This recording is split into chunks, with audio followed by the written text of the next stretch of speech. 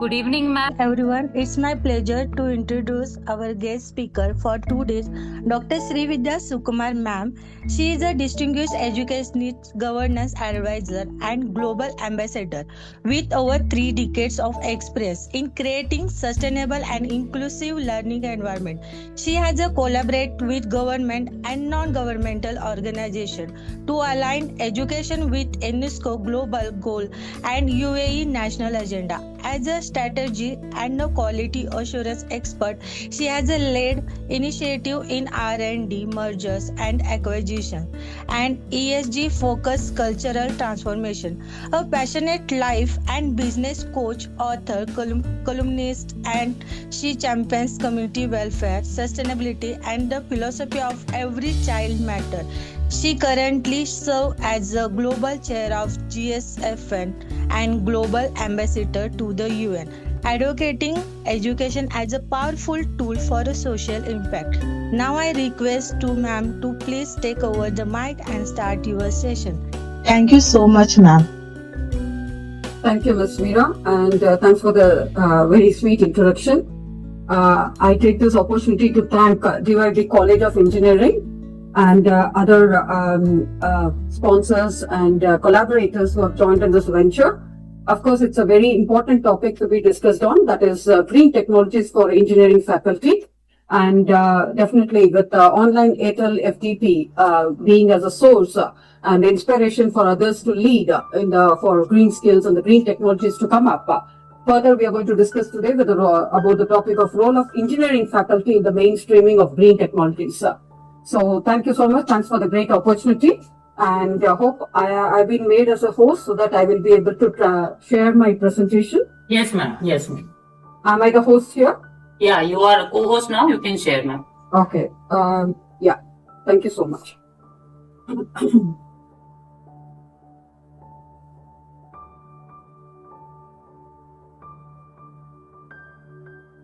I think my screen is loading. It's visible, ma'am. It's visible? Okay. Yes.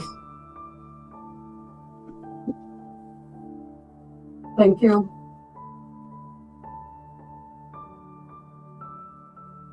So today we are discussing, as I briefed before, the green technologies for the engineering faculty. Well, I saw this recent post somewhere in Instagram around about nearly a week before. AI will replace many doctors and teachers in 10 years, and humans won't be needed for most of the things. And this was told by none other than Mr. Bill Gates. So, is there a fear that in the next 10 years, the only jobs that will be truly surviving will be farming or AI development? If this is the case that we are going to discuss, or if this is the threat that we are going to discuss or looking forward to, how to handle this threat, which is a part and parcel of our life. So this is what we are going to see, and what we need to equip ourselves, what we need to bring in ourselves, how to tackle this kind of a situation such that we don't end up in a mess. So the best way is to create smart cities with green tech, transforming urban futures. So discovering how cutting edge technology are revolutionizing our urban landscapes, creating more sustainable, efficient, livable cities for tomorrow. And this presentation will definitely explore the intersection of the smart innovation and the environmental stewardship in addressing our most present urban challenges. So when we talk about green tech transforming urban futures, what is this urban challenge is all about? This urban challenge refers to the strain on the city resources and the infrastructure due to the rapid urbanization resulting in great alarms, like increased demand for energy and water. That means cities struggle to provide adequate resources for the ever-growing population. That's going to be the first threat. Second is What will happen when the population grows? Congestion of transportation issues, traffic congestion, inadequate public transportation, and parking challenges, and the plague, which is going to be the plague to all the urban areas. Other than this, the third threat which we have to address on this platform or in 4 more years to come, environmental concerns, cities facing rising pollution, waste management issues, and climate change related problems. So to tackle all these challenges, if we are talking about smart cities, what are these smart cities for? And what is that exactly the word smart cities mean? These are the cities which will offer a promising solutions by leveraging the technology and the data to enhance urban living. So our key focus should be on the urban living upliftment. So to do that, what is required is that smart infrastructure, that is intelligent systems that will monitor and manage the first threat, that is transportation, and our resources for utilities and for public services, and which will improve thereby the efficiency and reduce waste. Then IoT, which is the call for the world, that is Internet of Things, the networks of connected devices and the sensors that collect the real-time data on everything from traffic flows to air equality should be looked into. It will really help. And third is the sustainable energy. Sustainable, the word sustainable, what does it mean? Making use of the resources available to everyone in the future, thinking about the future without jeopardizing the present. That's what sustainability means. So when it's such a case, the smart grids and the renewable energy resources that will ensure efficient power consumption and reducing carbon footprint. So last but not the least, there will be a call for the public safety and security. Advanced surveillance systems, predictive policing, and emergency responses technologies that keeps the city safer. So if at all we are together visioning about such a smart city, some noticeable examples across the globe which I would like to cite here for, which you can see in my presentation, that's from Kyoto, Japan. But not only that, even Singapore is known for its innovative use of IoT and AI in transportation, healthcare, and governance. Barcelona for implementing smart lighting and waste management system with a public transportation system, creating more sustainable urban development. Dubai, where I live from, focused on becoming a leader in the smart technology with initiatives like smart waste management and blockchain-based governance.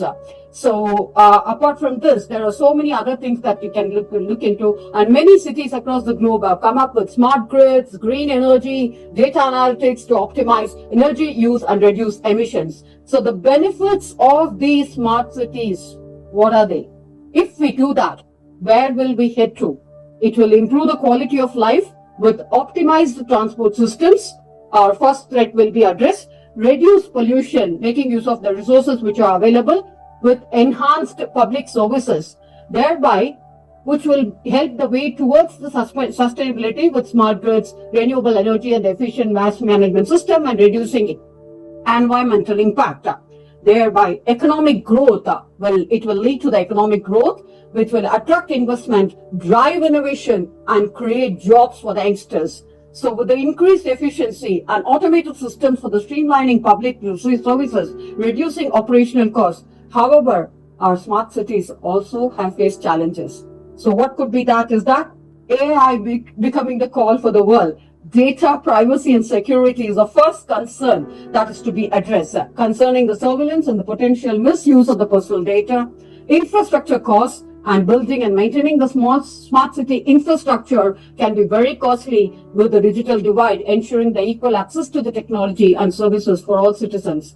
Last but not the least, interoperability, that is seamless communication between the systems and devices, is crucial for the smart city functionality. Apart from this, there is always a big threat for the AI governance. AI governance in the sense like how will we address the issue of waste management system in the AI? Today we are deleting a data from our mobile or from our device.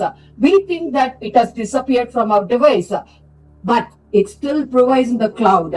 Thereby, today we are talking in the year 2025 about this clearance from our device, but it is still there in the cloud. What will happen for the same data, which is going to be in 2045? It will still remain so. It is not going to be eradicated because, of course, we'll be collecting them in the dustbin. What will happen to those dustbins, which are hugely collected? So these are the issues that we need to really look into for facing our challenges and going ahead. So when it is so, the first challenge is that urban challenge and the promise of the smart cities, because by 2050, we are talking about 2050 with a vision that over 70% of the global population will live in cities, intensifying the resource demands and the environmental pressures. So the cities will cover just 2% of the land, but consumes about 60% of the energy and the produce, and which will be about 75% of the common carbon emissions. When it is so, the green revolution comes into handy, but we'll go about it later. The core smart cities technologies meet the sustainability with IoT connectivity, AI and big data management with green innovation. As we know, the networks of sensors and devices collecting the real-time urban data will help a lot to register and really record all this data. With the intelligent analysis of the urban patterns will optimize our infrastructure. With the eco-friendly technologies will be enabling our sustainable urban growth. But these technologies will work together only across the key urban sectors like energy, transportation, buildings, waste and water management, creating cities that are both smarter and greener. So when we talk about the green energy, so what is the actual solution for it comes in the chapter 2, that is green energy revolution in the smart cities.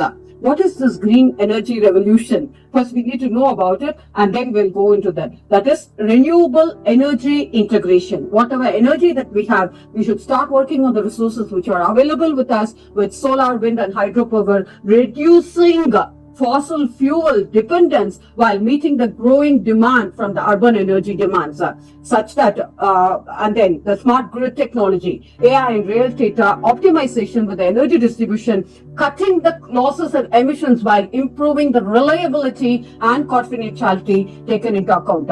So one example which I would like to cite here, there are many examples across the globe, but still one example which I would really give as an example is Singapore's AI-driven energy management system predicts the demanding patterns and optimizing renewable energy capture from solar, wind and reducing grid strain by 15%. Another example, which is from the very, very vulnerable country that is Africa. Africa has started making water from the wind energy. Can you believe it?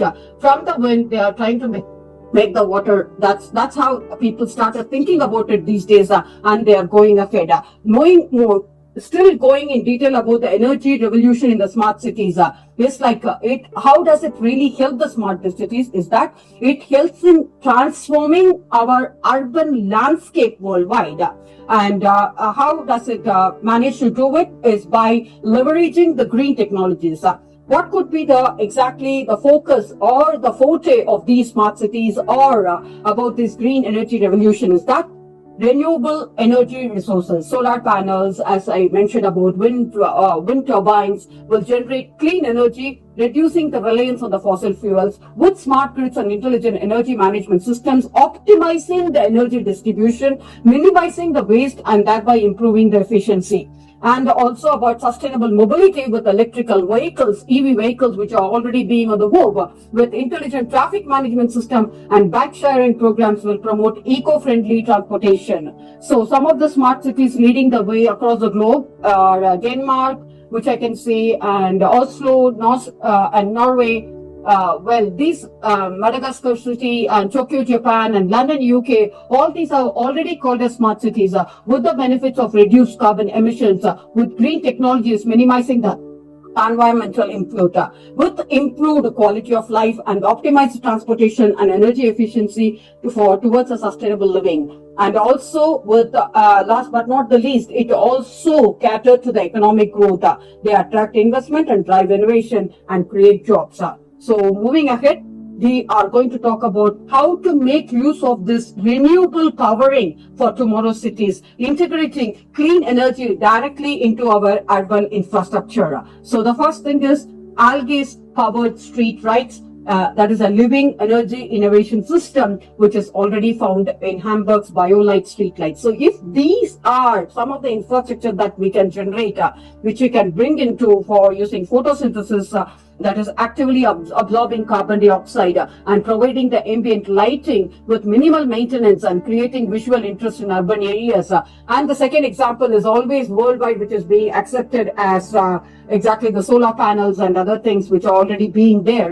Apart from this, this is one example which I'm giving, the most innovative one, the most in the talked about one, which is quite easy for each and every one of you, each and every one of the household can do it. We need not depend on the governments to do it. Each and every household can implement this and can do this. Example is that the rainwater harvesting. When rainwater harvesting came into vogue, how many of us felt that what is this? It's not possible. How it will be collected and whatever. But when we did it, we found that it was found useful. Likewise, this BioLight is one kind of innovation which will really help a very great deal, at least for the lighting measures, so that the house can be lit exactly with the help of the plants as long as they are there, and also the solar panels which are there. So the first thing people talk about is when we talk about the renewable energy resources, solar power by harnessing sunlight to generate electricity, and solar power becoming more increasingly efficient and affordable.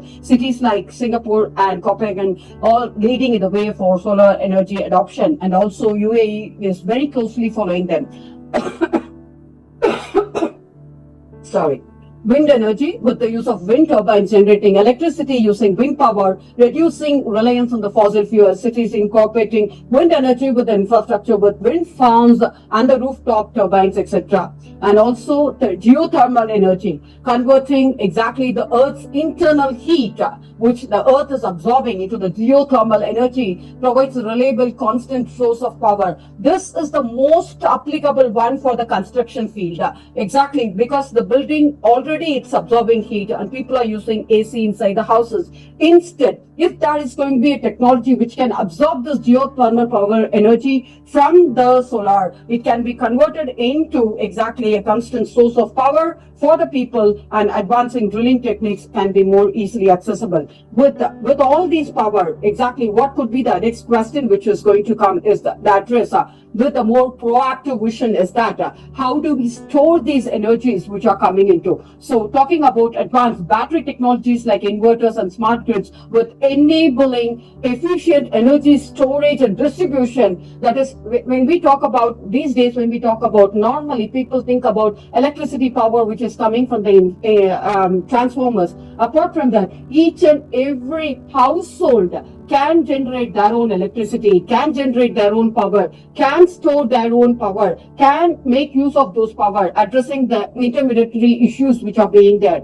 So when we talk about smart city initiatives, as I already mentioned, cities like Amsterdam, San Diego are implementing smart grid technologies with microgrids, with the localized energy networks providing energy resilience and independence, especially with electrical vehicles, and cities promoting electrical vehicles, reducing emissions and improving air quality. With the benefits of reducing emissions, energy efficiency, economic growth, thereby improved quality of life, will really help a great deal when we implement all these factors. So moving ahead to chapter 3, that's smart and green structured buildings. This is what we are talking about when we talk about the previous BioLight. The energy can be created from these plants which are already there with advanced HVAC systems, LED lighting and smart thermostats and super insulation reduce energy consumption to 40% with sustainable materials of green building codes, increasingly mandating the eco-friendly materials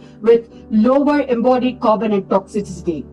With water consumption, with smart water meters and rainwater harvesting system, reducing the consumption and waste of the urban buildings.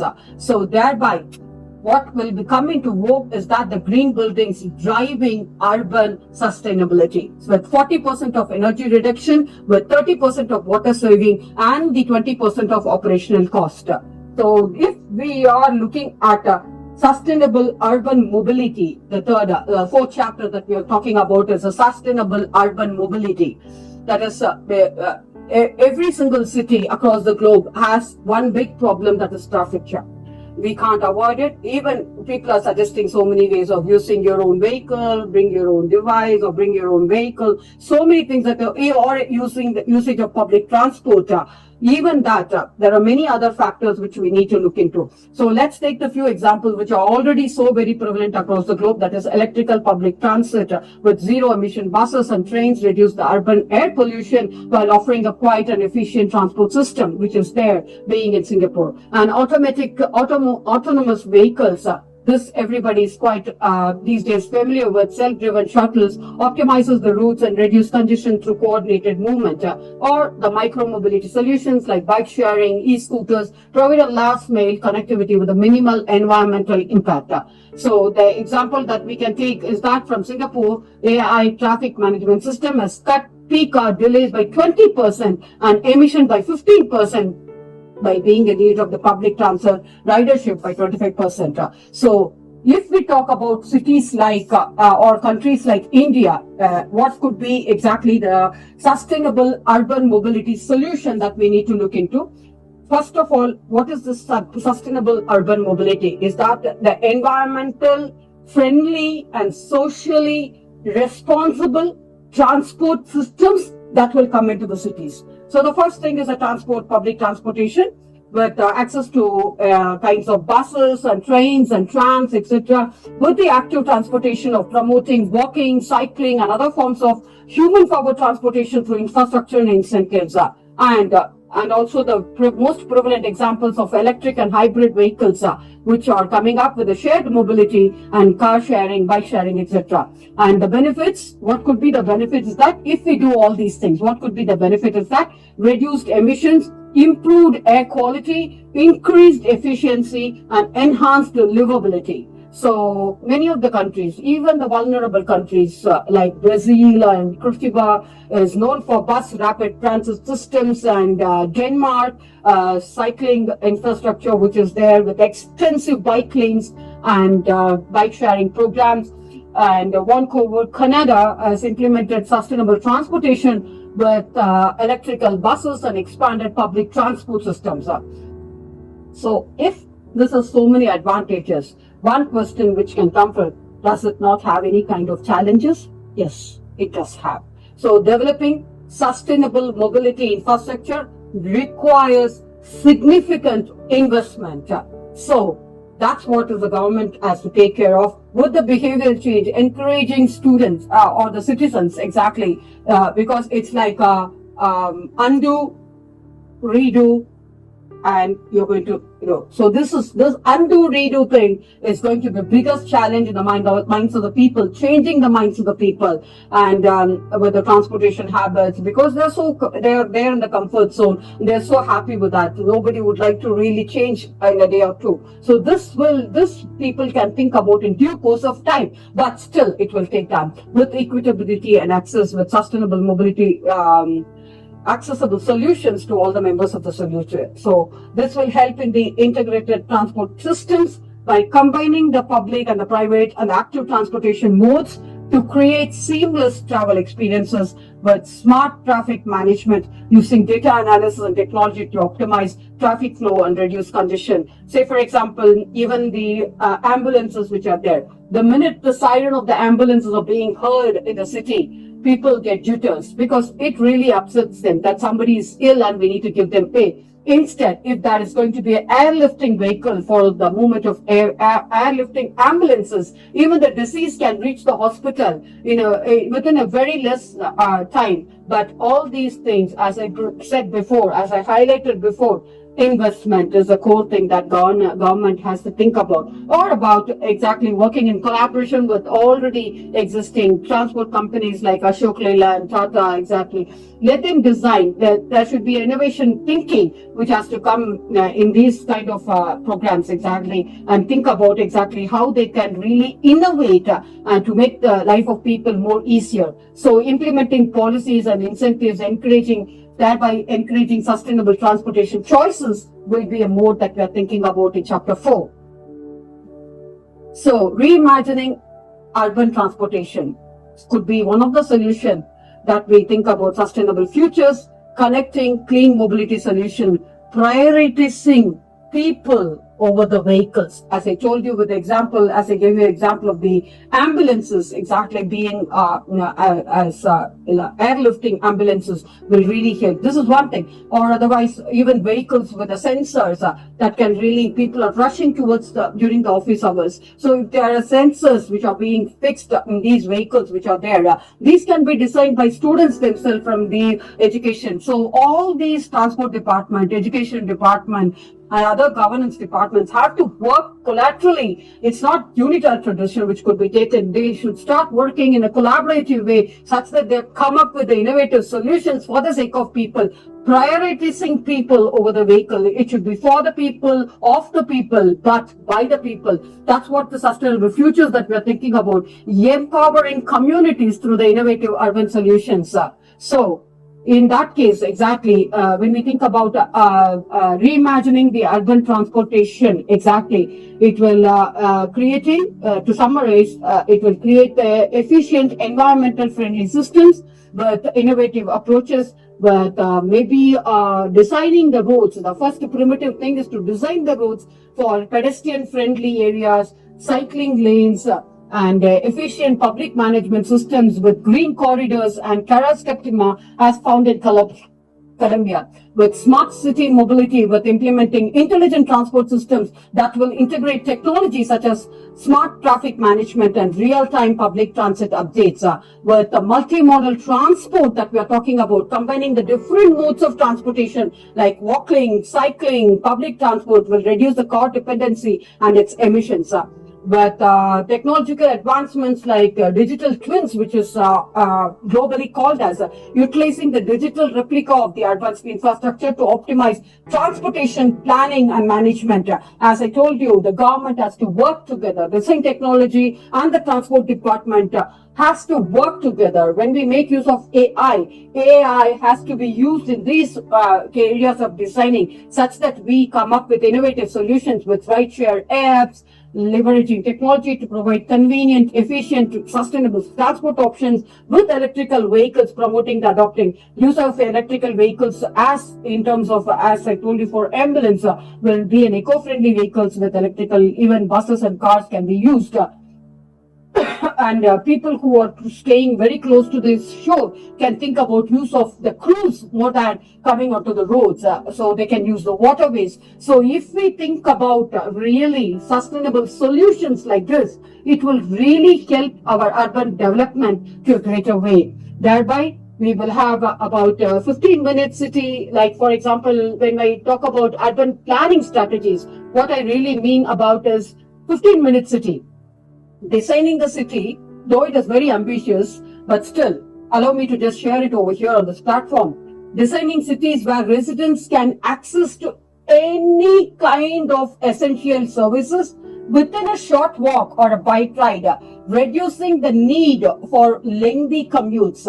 So that's why if we take Noon app that we have in UAE, 15 minutes, just 15 minutes, you get it at your doorstep. When that's possible, even this should be possible. So how they are able to commute, because their mode of commutation is bike or two-wheeler. So we should really have a thought process of forgetting the four-wheelers which are creating the congestion of traffic, thinking about commuting with the two-wheelers such that we are able to reach the place on time and within the time, or otherwise the pedestrian-centric designs like with covered shaded areas where people think about even single riders. What do I mean by the single wheel riders, where people can reach office in those single riders, and which can be again used with electrical vehicles phenomenon, such that prioritizing pedestrian friendly infrastructure, shaded places for them to move, and in case of hot temperature, think about air conditioning the place or public spaces to enhance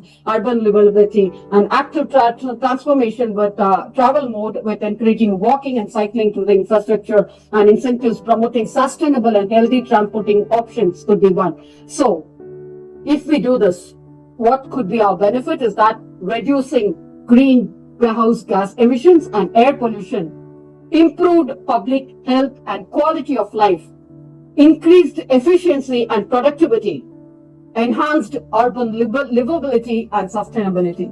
So if we are thinking about reimagining urban transportation, I feel that these are the ones that we need to start working on. So moving ahead with the chapter 5 of waste and water management innovations. Obviously, like as we discussed before, smart wastewater solutions with IoT sensors in trash bins will reduce the overflow of 80% of optimizing collection routes in San Francisco that they have already done. And waste to energy technology converts all organic waste into renewable power, closing resource loops, as we can see over here. An AI powered sorting system improving the recycling rates up to the 25% of the pilot programs. Imagine the percentage that it has really has its influence. So when we talk about if these are the benefits that we are talking about or that are found across the globe, what are these waste management innovation systems? Is a smart waste management system that uses the technology to make use of the waste collection more effective, environment friendly, and sustainable. This includes the IoT solutions basically enabled with the waste management system that streamline the waste collection and improving sustainability. With the advanced recycling technologies, with the innovation in the recycling that enable the better water sorting, processing, and reuse of the materials, with the waste to energy that will convert the waste to energy, reducing the landfill waste and providing a sustainable energy resource. So if it's so, the water management innovation system is going to be AI powered operational intelligence with artificial intelligence and the machine engineering are being used to optimize the water leak treatment processes, predicting very importantly the water demand which is going to come in some places, detecting the water leaks in some places and connecting these places exactly. And this was told by one of the Tamil poet called as he's called as Bharadiyar. He said, if we are talking about India, if we connect these rivers and make use of the resources, definitely this will really help a great deal. So those are that. Pardon me? नहीं ये वाला side वाला button दबाओ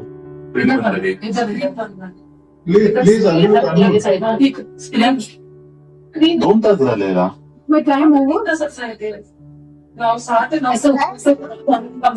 बंद झालं ना एवढं मोठं काम झालं बंद झालं जाऊन जेव्हा पण इथे बहुत झालं हो बंद पापा का Please mute, sir. Somebody is talking. Yeah, we had actually muted everybody, but I don't know how this person is able to talk. Somebody is talking.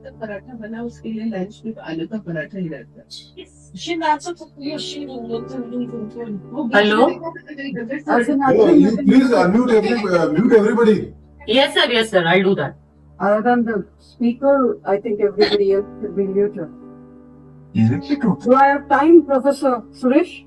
Yeah, madam, continue. I am enjoying your talk. Really excellent presentation. आता होत होता म्हणून लावला इकडे Somebody is talking.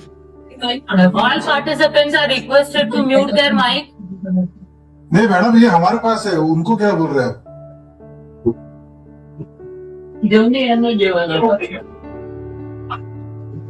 Ashok accept हुआ लवकर चलते ना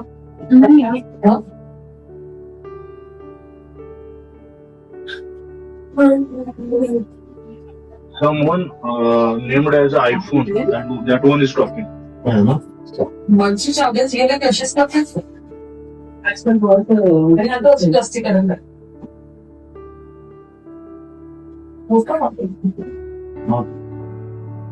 weekend होता Wi-Fi Just a minute, sir. I'm doing it.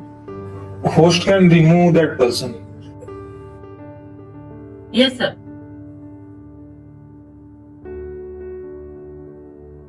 sorry madam, please continue. Sorry. Okay. Madam, mute everybody. Except the speaker.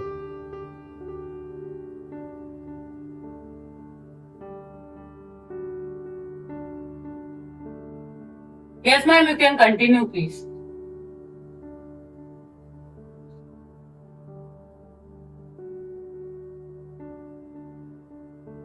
Okay, sorry. So we were with the water treatment innovations with advanced membranes.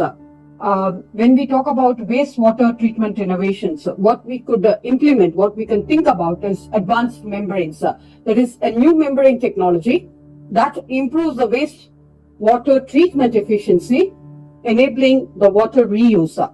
And also this could be supported by AI monitoring, with AI powered monitoring systems that will optimize this wastewater treatment processes and detecting anomalies.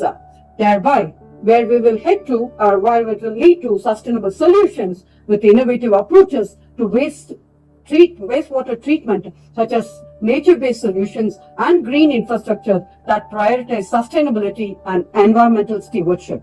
So, if we have to do this, what we need to really think about is the trends and the future decisions, which is in the hands of policymakers. So with the digitalization, with the increasing use of the digital technologies, like us, the program that we are conducting now today, with IoT, AI, data analytics, if we channelize these resources that we have to optimize the waste and water management system, so there will be a growing focus on sustainable solutions that will prioritize environmental stewardship, resourcing, conservation systems with urban infrastructure such as energy transportation, and to create more efficient and sustainable cities. So this is what is the whole waste and water management innovation that will help us through.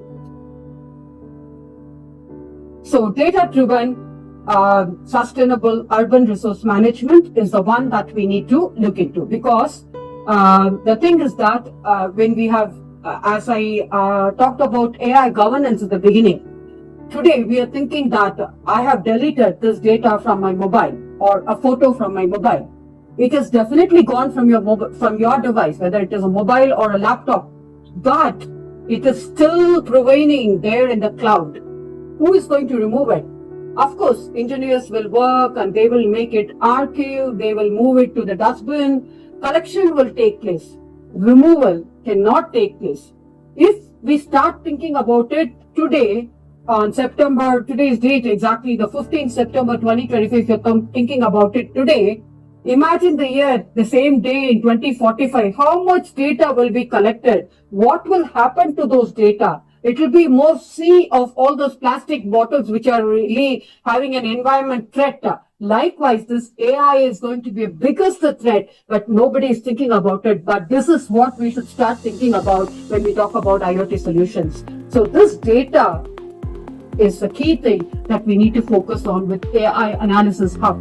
With optimization outputs, with cross-system strategies, electrical data and smart meters, with grid sensors, with heating data, with district heat flow meters, water data with suspension, consumption quality, waste data, collection and processing, stats, transportation data. All these are going to get collected in that dustbin or the waste management system.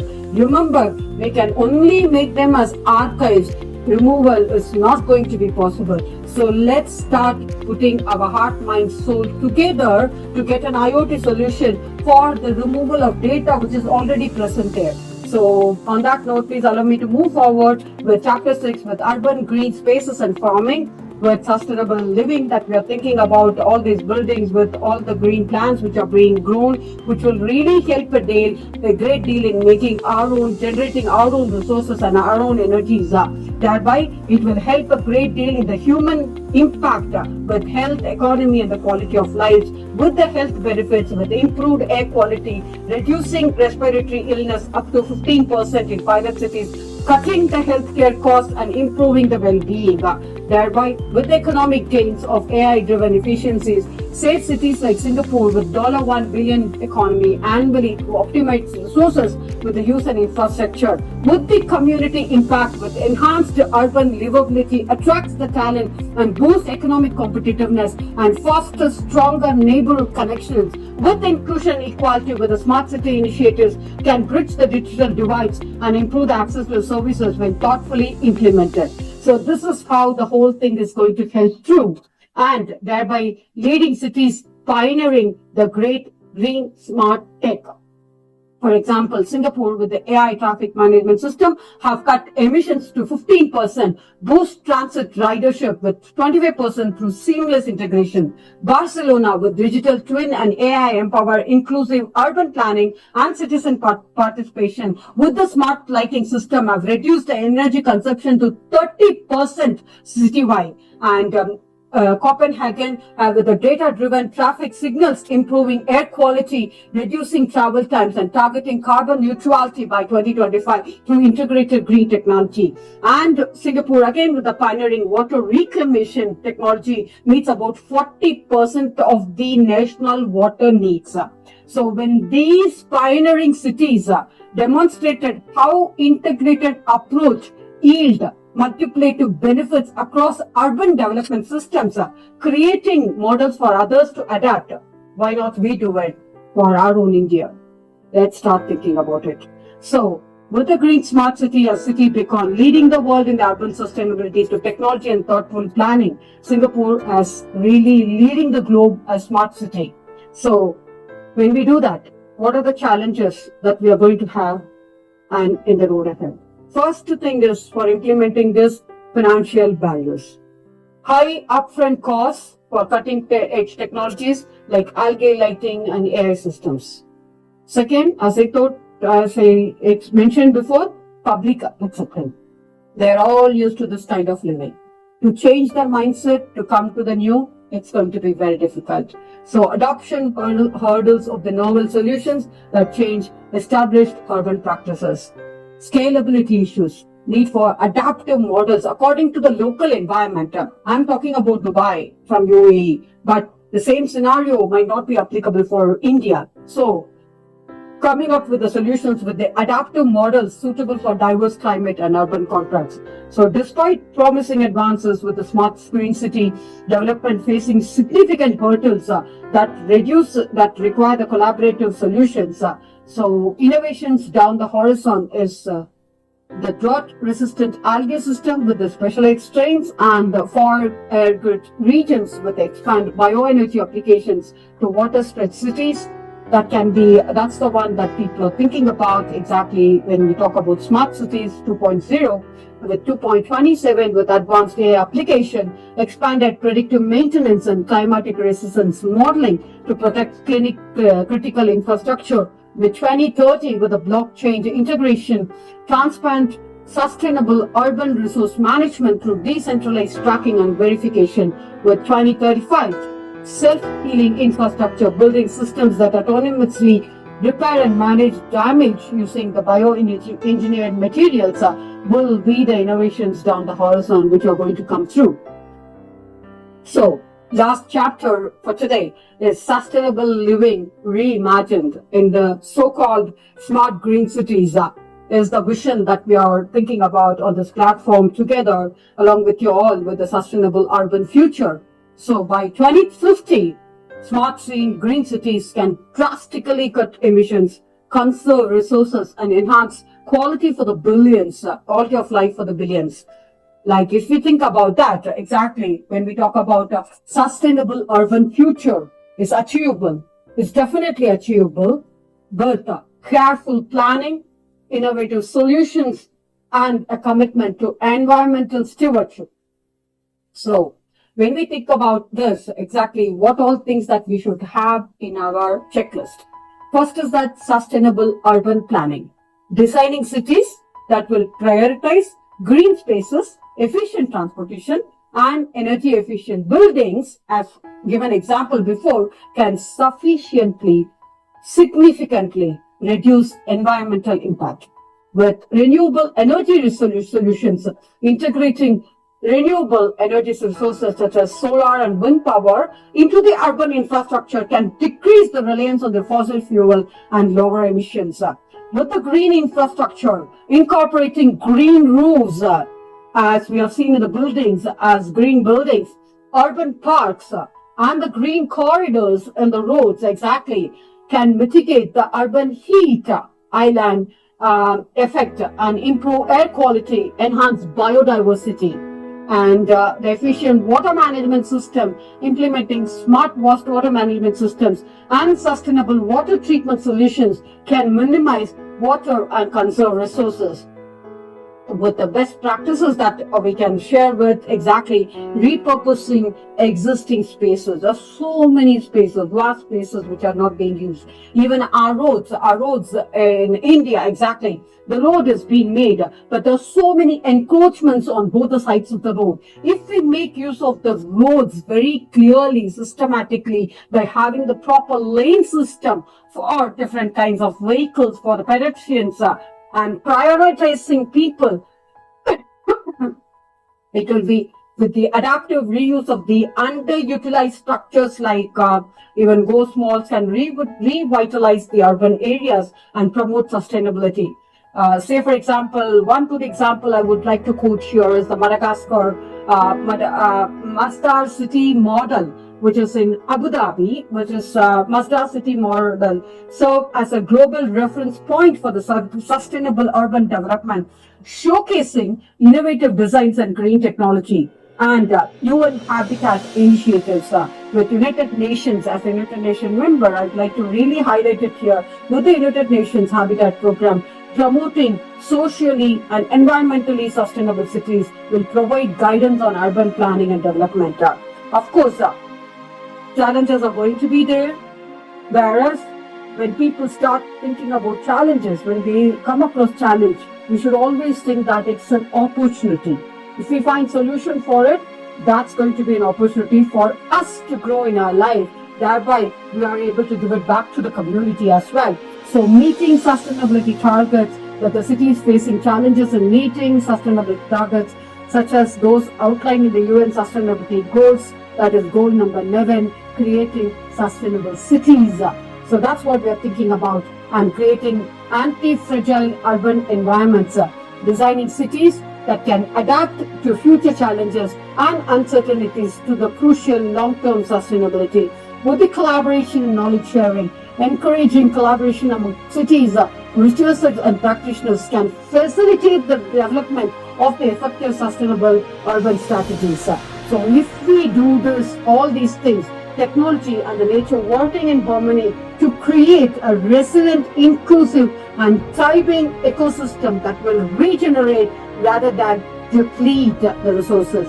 With the collective action and the innovation mindset will define the next era of urban living, transforming our greatest challenge into an opportunity, thereby making a place a better place to live in with the energy efficiency, green infrastructure and smart mobility. Conclusion is that building green smart cities of tomorrow will definitely is going to really come in handy for a tangible reality, with the smart cities powered by green technology is just not a vision. They are unfolding realities in the pioneering locations worldwide, thereby with the transformative potential of embracing the renewables which are there.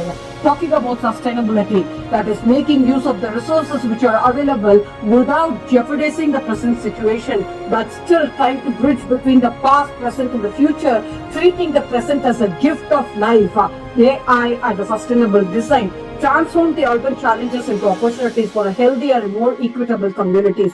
For a collaborative future, together we can create cities that will nurture people and the planet alike, and starting with the strategic investments in the policies such that the green smart cities of tomorrow can be built through the choices that we make in today. Thank you so much, and thanks for the great opportunity that has been given. And let me stop sharing first. I think, yeah. Excellent presentation, madam. Appreciate Thank you so much, Professor. Thanks for the great opportunity. I just wanted to share my thoughts exactly so that it will really help everybody a great deal. And what I thought is I should take instances from across the globe where it has been already implemented, so people get to see and understand and start implementing these things. Sir. So thank you so much. Thank you so much, sir. Thank you, Mr. Amit. Thank you so much. Thank you so much, ma'am. With your permission, I would like to ask participants if they have any questions related to this session. You can take down the questions. We'll be answering them definitely. Okay, thank you, ma'am. Thank you, Dr. Professor Suresh Mane, for this great opportunity, and the university.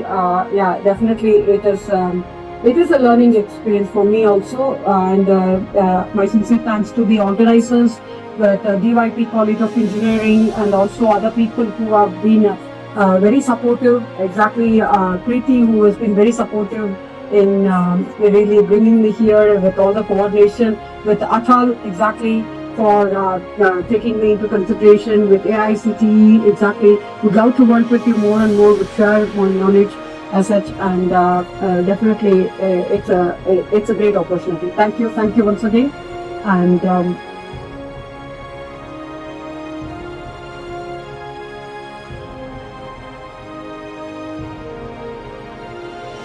everyone is appreciating your session and you got good information. I have one question. How smart green cities contribute to reducing emissions and enhancing quality of life? Actually, your voice is echoing, actually, but still I understood the question, that's why I'm answering. As I told you, the very simple thing is, practically speaking, getting on to the very practical mode. How many of us commute to our workplace by cycle? In previously, my my grandfather used to go by cycle.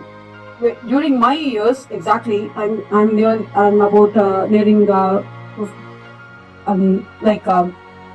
my years, we started using two-wheelers. So there it started. Now it has become a mandatory that everybody is using only cars, because they don't want to use the transport, the public transport buses, which are not able to, public is not able to use.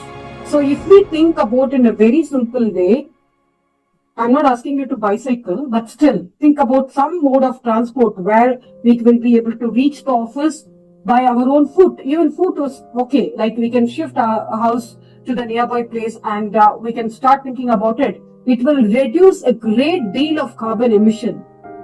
And more than anything, because of this travel thing which is happening, it's not that only traffic is being conducted, it is creating so much of a pollution. And Delhi being the, like a pilot for all this pollution, which is, Delhi is the most polluted city across the globe. So when we think about these things, even a simple contribution from your side, all these things, as I told you, it's in the people mindset. Charity begins at home. If I'm going to say something to you, I should be able to do it. I should be saying that, okay, that was a valid proof saying that I am doing it. When I am able to do it, why not you? So when you start doing things from your own self, then you can tell others, I came by cycle, I really enjoyed. Maybe a little travel time, you need to really, get up early, or you have to start early. With all these considerations, with all these mindset, with all the changes that we are thinking, it will really, really help a great deal in the carbon emission which is coming up. This is one part of it which I'm thinking about. Even the factories which are emitting so much of smoke, which is contributing to the pollution, if they think about really working on the smoke material, collecting it, and as I told you, like when it is collected and diverted into different ways, as such a creation of coal, why should we think about getting coal only from the coal mine that we are thinking about? This kind of emission which is being given as a smoke in the air can be collected and converted into a small coal which can be used for some other purpose. So if we start thinking about innovative solutions like this, to a great deal, it will really help. As I told you, every single step is a big leap to fly high. Every single drop in the ocean will contribute more. Madam, can I express? Sure, please, sir. Yeah. I'm Sanjeev Deshpande from DYP only. Professor Mane and myself. I know Professor Mane. We're totally against that. We're totally against that using any vehicles. I'm staying away, almost 2 kilometers from my college. I don't own any two-wheeler. I travel always. I walk. Very true. Very true, sir. Very true. That is the secret of your good health, boss. I'm 65. I'm 65. You can better ask Mari sir. Yeah. No, these days, Until every generation, they talk about all big things, first of all. But Yeah. even the small, simple thing, getting up early and, going for a walk, even simple things which they can really, the breathing exercise, they don't do it because they're not being guided. I'm not against younger generation. I love them the most. In fact, I work a lot with the younger generation. Only thing is they need to be guided exactly in a correct way. If we do that, if we channelize this, that is the difficult part of ours, how to pass on the things to our younger generation. see, for that, that is what is that for educators like us, we are all there exactly. If we think that the future of the civilization, if we think about as educators, is in the four walls of the classroom. This four walls I will teach and go. It's not that. Every single life experience is a learning experience. And it should be related to nature, it should be related to life. Thereby, education is not a preparation for life, it is life itself. They will know, they will understand that, okay, fine, I need to do this, why I need to do this. If at all, it's like learning experience, basically.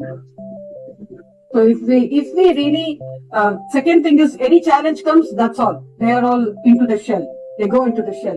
Instead, they should be given that mindset to think every challenge is an opportunity. If at all I'm going to bring a solution for this challenge, that is an opportunity. I've resolved something, I've got something to share to the world, and I can do that. That's how. That will be our contribution to the younger world.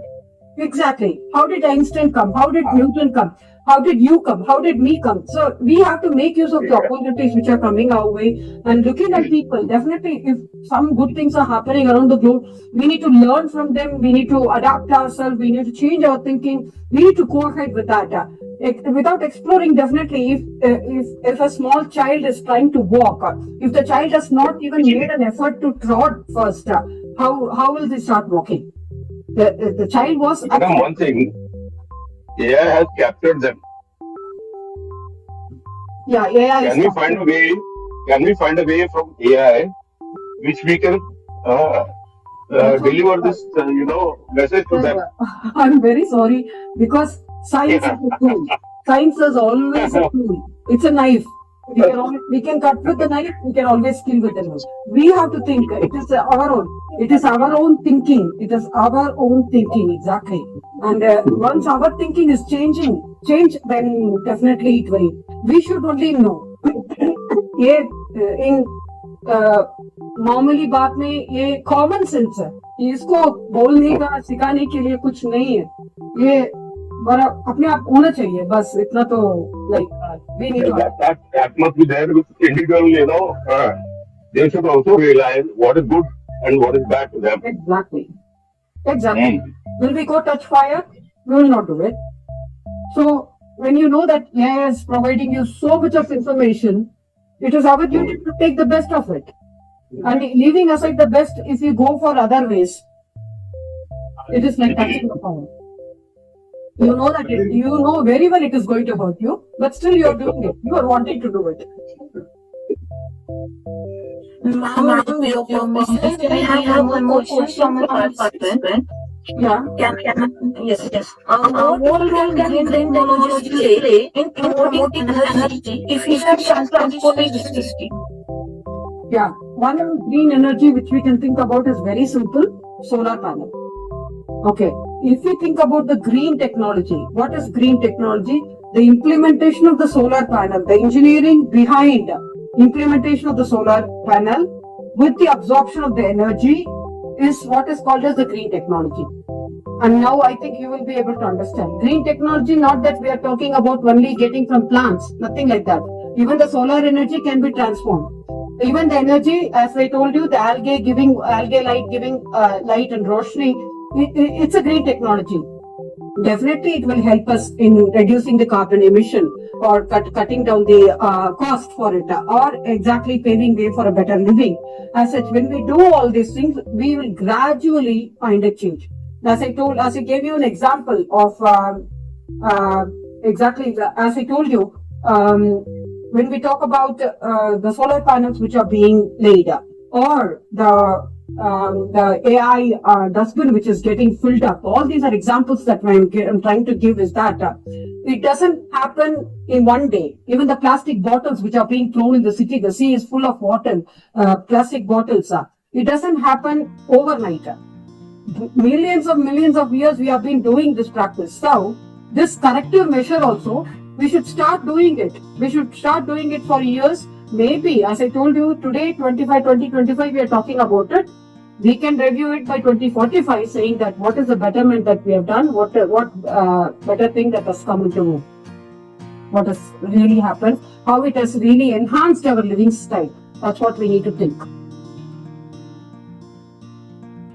Madam, younger generation, they talk technically very much, but they are not realizing what is good and what is bad to them. If we raise this question, there will be one simple thing which we should be ready with the answer. It will be none other than our parents. Our parents will say, I'm sending them to school, it is your duty to teach. Okay. So, as I told you, it is each one's responsibility. Charity begins at home. It starts being the change that we wish to see. We should be the change that we want to see in the society. So once we change our mindset to that, then we will be able to. To be very frank, I'm going to pose a very open question now. Sorry to ask the question. Yeah, please. Okay? You can show me thumbs up. Yeah, please. How many of us are addressing this session inside AC room? No, I'm No? outside. Oh, I'm Professor outside. Suresh Bhave, yes. Yes, I'm outside. I'm walking. It's not hot, yes. So, when we think about energy consumption, definitely, even small things, every single step is a big leap to fly high. The younger generation, they talk many things and they silence ourselves. No, sir, our living style has become that. That's why I had my apologies before asking this question. Like this, each and everything counts. Everything counts. You know? That's true. When we start speaking, they take the things, good old days. Yeah. Here to that. Things have to be changed. Even we want. Very true. Even simple thing. I'm not saying see, this is an open forum. When we come and speak, if you see, I'm talking from my home, but still I have my background. Even simple things. Simple things really count. That really, if we start bringing those changes in ourselves, it will really make the. I'm not hurting anybody. I'm not even simple things. It's a concern that we have. Then that means we need to start doing things. Yes, sir. Thank you. Thank you so much. Excellent energy, madam. Appreciate your energy also. Can I ask it right now? Please, Mr. Gurendra. Yes. Yes, ma'am. Just I wanted to know about your opinion about increase in the usage of AI in several fields these days. Because if we come across this, even the kind of resources, even the usage of this AI is consuming. If we consider most of these data centers where AI data information is being processed, it consumes severe amount of natural resources in order to cool get these data centers to be cooled down. Yeah. So maybe what is your opinion? My personal opinion is that in near future, even the access to this artificial intelligence has to be restricted only to certain specific fields. That is just my own opinion. So what is your take on it? Just I wanted to know, since this is being an open discussion. Because these days, specifically in South African countries, they are facing a lot of water scarcity. So in most of the cases, what do we see is that rather we think about development in one particular direction, whereas we neglect the other facets of our lifestyle. So what is your opinion about this usage of AI in each and every field in our day-to-day life? I can answer it in two different ways, but one will be very lengthy, one will be very short. Let me go for the shorter thing because we're already ahead of time, so there will be other speakers who are waiting. The thing is that as I told you, science is a boon for us. Science has helped us to go in different ways. Now this session is happening. This very session, where collectively, how many of us, 153 people across the globe in different time zones are connected. It's not possible just like that without anything. It is definitely with the help of AI. And when did it all start? With the evolution and with the change, with the paradigm shift of COVID. If you think about COVID is definitely, it's not a pandemic, it was a blessing in disguise, where people started thinking in different ways. Okay, I also can do it. When I started, in the sense, how many of us were technically savvy before COVID? Many of us will say no. COVID has really helped us to find the other perspective of us. Oh, I'm able to do it. Many of us started sending emails, started conducting sessions, and this such of a platform, such a session can be conducted was really started during COVID session for teachers, enabling teachers to take classes for the students who are not able to come to school. There it evolved. Now people have started using in all disciplines, in all domains, everywhere, making use of the opportunity. That's a good thing. Likewise, AI keeps on coming. If you think about the Nokia phone, how many of you have Nokia phone these days? None of us. At least one smartphone that we will have. Right? So, why we are not using Nokia phone? Simple. I'm not able to take pictures. I'm not able to save data. I don't have much storage. So there are advantages. When the advantages come, there are always disadvantages which comes through with that. Even it happens. So we need to accept it. And as humans, we need to really adapt ourselves, understand it, and make use of the situation exactly to our requirement, following the norms and the rules and regulation with the compliance factory. With the compliance, exactly. If we say that, say for example, when you're driving a car, when you're going in the road, if you have a lane traffic, if we say that you should not change lanes, why government is saying for lane changing there is one particular space is given where we can change lanes and go. Why is it such a rule has been put there? Because to take care of yourself.